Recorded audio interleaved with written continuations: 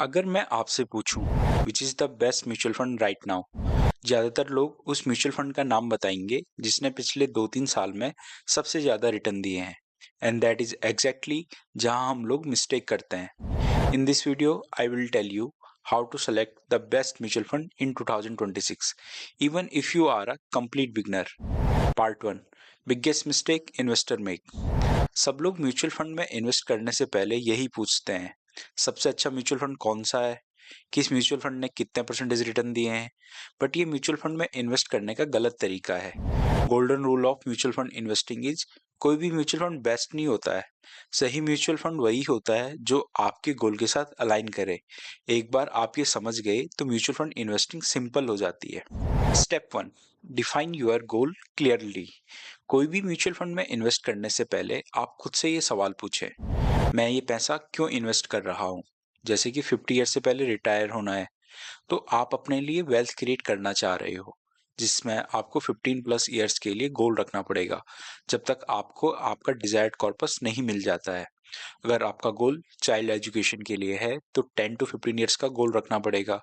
अगर आपको कार खरीदनी है या दुनिया घूमने का गोल है तो उस हिसाब से आपको म्यूचुअल फंड में इन्वेस्ट करने का गोल 3 टू 5 ईयर्स के हिसाब से रखना पड़ेगा। अगर आपका गोल लॉन्ग टर्म है तो equity mutual fund is suitable for you, और अपने शॉर्ट टर्म गोल को अपने लॉन्ग टर्म गोल से मिक्स मत कीजिए। Step 2, choose the right category. Instead of choosing a fund, choose the category. अगर आप बिल्कुल नए हैं या मार्केट को समझना चाहते हैं और सेफ्टी चाहते हैं, इंडेक्स फंड जैसे निफ्टी ईटीएफ में इन्वेस्ट करना चाहिए। अगर आप निफ्टी ईटीएफ में इन्वेस्ट नहीं करना चाहते हैं, then your first choice should be flexi cap fund. ये फंड इन्वेस्टर्स के पैसे सभी एसेट क्लास में इन्वेस्ट करता है and best for uncertain market. तीसरी कैटेगरी है large cap plus mid cap funds. इन फंड्स में आपको बैलेंस्ड ग्रोथ मिल जाती है। फोर्थ कैटेगरी है स्मॉल कैप फंड। ये फंड रिटर्न्स तो बेहतर प्रोवाइड करते हैं बट वोलेटिलिटी इस फंड में बहुत ज़्यादा होती है। सेक्टोरल और थीमेटिक फंड्स आपको इग्नोर करना चाहिए अगर आपको बिजनेस साइकिल समझ में नहीं आती है। Step 3, ignore 1 to 3 years returns. Generally mutual fund companies आपको जो रिटर्न शो करती है दोज आर मार्केटिंग नंबर्स। उसके बजाय check first 5 years performance, second performance during market crisis, and third consistency versus benchmark. एक अच्छा म्यूचुअल फंड बुरे market में कम गिरता है और अच्छे मार्केट में स्टेडली राइज करता है, and consistency beats excitement. Step 4, fund manager and strategy. Always check first, mutual fund manager कौन है, उसे कितना एक्सपीरियंस है। Second, what is his investment strategy, either it is a growth और वैल्यू इन्वेस्टिंग। बट हमें ये भी चेक करना है कहीं बार बार फंड मैनेजर चेंज तो नहीं हो रहे हैं और हर साल फंड हाउसेज स्ट्रेटेजी चेंज तो नहीं कर रहे हैं, क्योंकि a fund is only as good as the person managing it. Step 5, expense ratio and AUM। Expense ratio is a silent killer of return, क्योंकि म्यूचुअल फंड इसी एक्सपेंस रेशियो से पैसा कमाती है जो आपके रिटर्न्स को लॉन्ग टर्म में काफी इफेक्ट डालती है। So choose mutual fund which has a lower expense ratio. Next, AUM, जो किसी म्यूचुअल फंड की टोटल वैल्यू होती है। अगर म्यूचुअल फंड का AUM वैल्यू कम है then there is a risk, क्योंकि अगर म्यूचुअल फंड ने अच्छा परफॉर्म नहीं किया then investor can withdraw their money और पैनिक हो सकता है।